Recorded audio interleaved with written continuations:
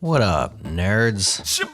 I'm Jared, and this is Changelog News for the week of Monday, November 17th, 2025. As a longtime fan of all things Legend of Zelda, I am both excited and terrified of the upcoming live-action movie. Today, Nintendo released the first official pictures of Link and Zelda. My first impression?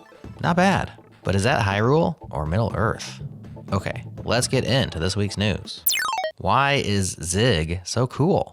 Nilo Stolte begins this article all about Zig's cool parts with some seriously high praise. Quote, "I can't think of any other language in my 45 years long career that surprised me more than Zig. I can easily say that Zig is not only a new programming language, but it's a totally new way to write programs, in my opinion. To say it's merely a language to replace C or C++, it's a huge understatement." End quote. Nilo enumerates the features that he found most alluring in the language, but he sticks to the simplest ones to keep the article approachable. For him, it all starts with the compiler. Quote, "Probably the most incredible virtue of Zig compiler is its ability to compile C code. This, associated with the ability to cross-compile code to be run in another architecture, different than the machine where it was originally compiled, is already something quite different and unique." End quote. He goes on to give a bird's eye view of the Zig language, shows how to build programs and test modules, then provides a deeper view on how low-level programming can be done in Zig. A must-read for the Zig curious. How to be creative without taking drugs. George Mack, who has done a lot to reify my thoughts around agency, takes on creativity in his classically distilled form.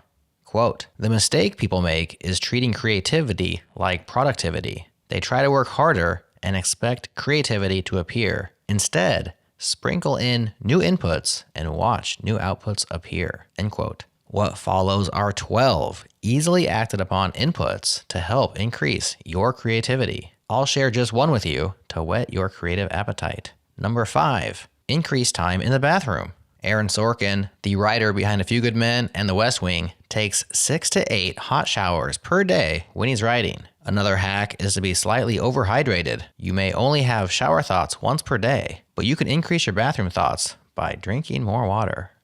What if you don't need MCP at all?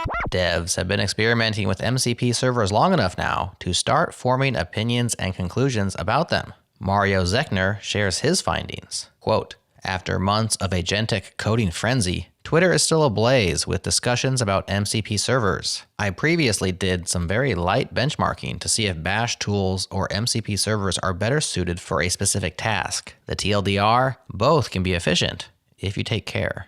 End quote. Mario lists a few of the MCP downsides, like they're often inefficient for a specific task, they're hard to extend, and they aren't composable. Quote, "I'm a simple boy, so I like simple things. Agents can run bash and write code well. Bash and code are composable. So what's simpler than having your agent just invoke CLI tools and write code? This is nothing new. We've all been doing this since the beginning. I'd just like to convince you that in many situations, you don't need or even want an MCP server." End quote. Follow the link in the newsletter if you're ready, willing, and able to be convinced. It's now time for sponsored news. BuildKit makes Docker builds faster, but how? Depot just published a comprehensive teardown of BuildKit, the engine that powers every Docker build that you run. Despite millions of developers relying on it daily, BuildKit has remained surprisingly undocumented. Depot's team spent years reverse engineering it, and now they're sharing what they learned. The key insight, BuildKit is essentially a compiler for containers. It converts your Docker file into an intermediate representation called an LLB, or low-level build, which is a directed acyclic graph that models dependencies between build steps. This enables parallel execution of independent stages and smarter layer caching that doesn't invalidate your entire build when one thing changes. This post from Kyle covers front ends, back ends, and every LLB operation type. They even built a free Docker file explorer that visualizes your Docker file as LLB operations in real time. This is useful for understanding exactly what your build is doing under the hood. Read the full breakdown at depot.dev or follow the direct link in the newsletter. On alchemy and AI art. Josh Collinsworth compares creating AI art to medieval alchemists' attempt to transmute lead into gold. Quote, "The materials are different, but the idea is the same. If the owners of AI can bypass the intensive process of procuring art or music or video or any other sort of creative content, then they can, in a way, create their own gold. Except it won't work that way." End quote. So far, this is correct. He goes on, quote, "The public reaction to AI-generated art of every kind might have been awe or joy at first, but the longer time goes on, and the more of this newly cheap materials flood the figurative market, the more the reaction becomes decidedly negative. The output of generative AI is novel, to be sure, and it can even be enjoyable at times, but what it isn't any longer is valuable." End quote. Josh concludes that generative AI is incapable of creating figurative gold because gold is rare and difficult to come by, and most of its value is due to that rarity. I agree with his premise, but Josh also says this, quote, "An ever-growing segment of the population can now sniff out AI art. It's obvious when you know what to look for. It sticks out, it's glaring, it's immediately off-putting. People actively avoid it when they can and instantly devalue everything associated with it." End quote. He's right, as long as, and only as long as, we humans can still easily sniff out AI art.